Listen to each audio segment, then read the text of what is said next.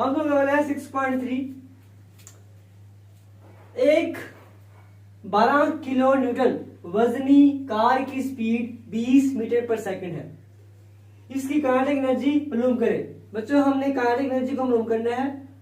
उसने हमें स्पीड दे दी है और हमें उसने वेट दे दिया है। बच्चों डाटा आपके सामने लिखा हुआ है। हमने फार्मूला इस्तेमाल करना है 1/2 mv²। बच्चों हमारे पास m तो है नहीं जो हम यहाँ पे पुट करेंगे। उसके लिए हम m को निकालेंगे तो W = mg के साथ हम उसको निकाल सकते हैं। सबसे पहले हम m मास को निकालते हैं। W = mg, m = W/g। बच्चों W कितना है बच्चों?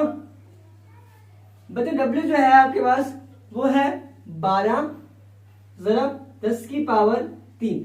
1 किलो होता है बच्चों 10⁻3 के बराबर होता है। 12 × 10⁻3 न्यूटन बटा 10 करेंगे बच्चों जी। बच्चों तो हम उसको खोलेंगे 12 तरफ 1000 बटा 10 1200 फिर बच्चों केजी में आ जाएगा। ठीक है बच्चों, अब इसको हम इस्तेमाल करेंगे इसके अंदर। काइनेटिक एनर्जी इक्वल टू बच्चों 1/2 mv²। m कितना बच्चों? 1200। और v कितना है बच्चों? v है आपके पास 20, तो 20 का स्क्वायर 2 6 12 600 × 400।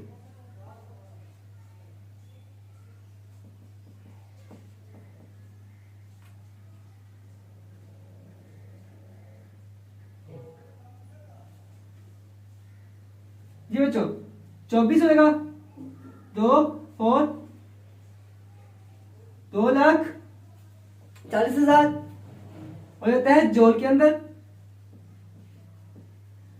ये बच्चों 3 सिफर 40 × 10⁻3 जोल, और 10⁻3 किसके बराबर होता है बच्चों? ये तो बराबर किलो के, 240 किलो जोल।